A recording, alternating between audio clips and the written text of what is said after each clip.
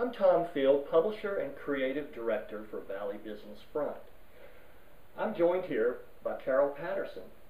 I want you to meet Carol. She's in our November 2010 edition of the Front magazine. The article is entitled Getting Inventions to Market, and it's by David Perry.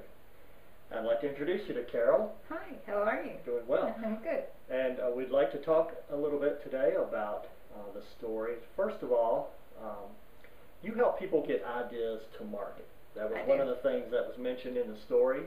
And tell me how you facilitate that.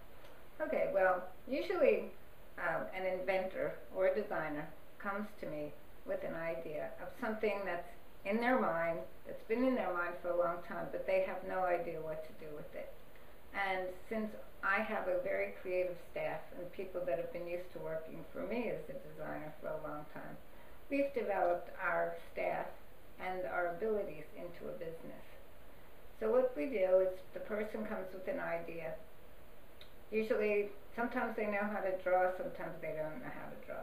So what we do is we take their idea and make that idea into a reality through a step-by-step process of we take their idea, we draw it, and we make it into something that actually is another language, a language of prototype development.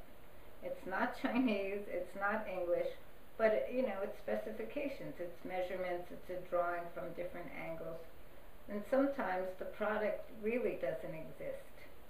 So we take that product, the ideas, maybe we'll take a little idea from one product and a little idea from another product. We put them together, make some schematics, then get 3D drawings made, and then present it to a factory and get a prototype made. Okay, good. Well, if you ever get a chance to talk to Carol, it's fascinating the stories you have that we've been talking about for some of these ideas that come to market. Specifically, I wanted to ask about Chinese and American business practices, how they differ, and maybe something that people need to understand about that cultural distinction. Oh, okay. It's important. That's an important point. Because what happens in the United States, you're used to working in an environment where everyone speaks English and pretty much everyone understands what you're saying, even if it's a very subtle comment. That's not so when you're dealing in China. And in my experience, the Chinese people are sort of like mini computers. They're very literal. They're not that logical, but they're very literal, and they're very mathematical. So what we do is make our specifications and drawings both in English and Chinese, so there's no confusion, and we make all of our instructions extremely clear, concise and clear. And when you do that, it's like a computer. You give work into a computer, you give information into a computer, it gives you what you ask for. Remember what we call user error? Well, user error can happen in China as well. I'll tell you a funny story, a quick one.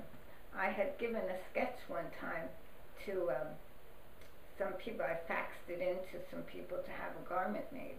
And it was just a simple garment, nothing special. And I got a prototype back, and it had a line down the front. Well, I said, why'd you put that line? Well, they showed me their sketch.